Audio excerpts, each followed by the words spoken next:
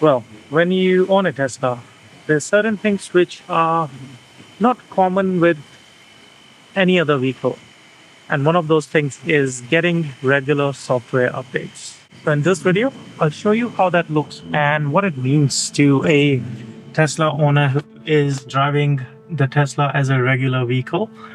Like as a daily driver, I would say not a regular vehicle. Teslas can never be a regular car. Given that they're electric, they're quite fast and they are reasonably, undoubtedly one of the most loved or hated cars, depending on which side you fall on the Tesla love-hate relationship. But moving on from that, whenever you get a new Tesla update, you get notification via two ways. One, your app would notify you there's a new update, and you can do it that way, that you can update your car via your phone. I'll show you that in a second. But before that, this is how an update would look on your car screen.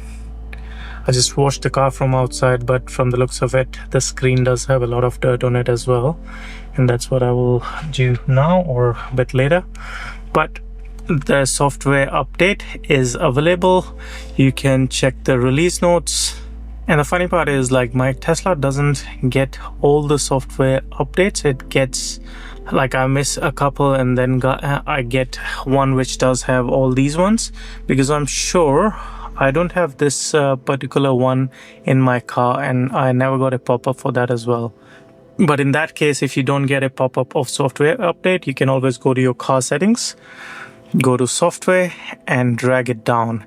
That way, if there's a new software update available, you would get that refresh, and that allows your car to check for the software update manually. But saying that, this is the pop-up that you would get every time you get in the car. Let's assume I want to do that.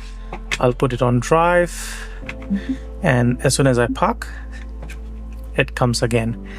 But you might be thinking that what if by mistake I click install now and I'm not at home, or a situation where I would have, like, literally it says 45 minutes to install. Then, as you can see, it would give an option for you to cancel. But just in case you are able to install it and you have, I think, time to install it, I'll show you how you can actually skip that 2-minute clock. But before that, let me show you how it would look on your phone app. So I've actually skipped the notification already on my phone, so I won't be able to show you how the notification would look. But essentially, this is my app, and as you can see, it would have an option to software update.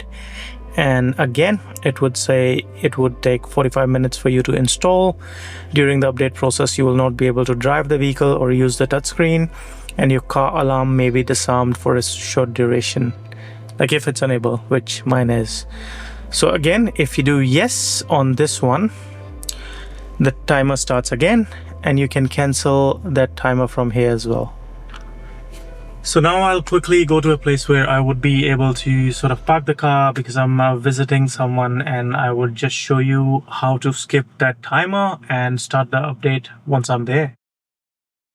So yeah, coming back to the point, if I just parked the car and again I got the pop-up. So right now, if you want to install, I'll do that. And if you want to skip it, you just keep tapping this, and there you go. That's how you install the software update, or start to install the software update, and don't have to wait for 2-minute timer. And usually it doesn't take 45 minutes, which it was suggesting it would take. It takes way less. And you can turn on the lights as well. You won't be able to drive, of course, but you can still operate the vehicle, in the sense of you can unlock the car, get out of the car, and I believe lock the car as well. But as the, I think, warning said, you might not be able to use the alarm system or whatnot. But other than that, yeah, that's the way to update the software update and keep it up to date. Sometimes I don't find myself able to do the update, because when I reach home, either I'm in a rush to get out of the car, and this update's been pending for almost 4 days, which usually doesn't happen, but this time it did.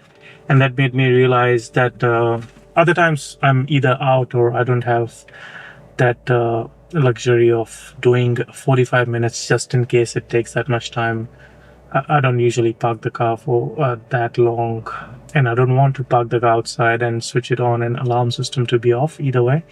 So that's one of the considerations when you're doing your update. Try to do it in a place where you know it's safe to do so, just in case if something happens or the software breaks, you would be able to at least have that satisfaction of not worrying about moving the car or how to move around or how to operate the vehicle, how to reset whatever needs to happen to the Tesla, even if you have to contact.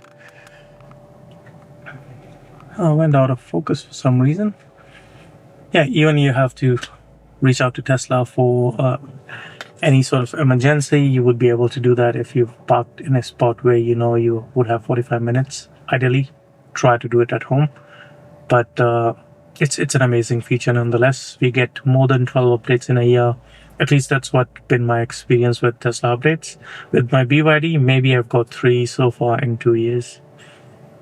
I would have got more, but it feels way less. Comparatively, it's surely way less. But yeah, thanks a lot for tagging along in the video. Let me know how your experiences are with your Tesla and your software updates. And if there's anything else you want to know about Tesla or BYD or electric cars in general, feel free to reach out to me via comments. Otherwise, take care and I'll see you in the next one.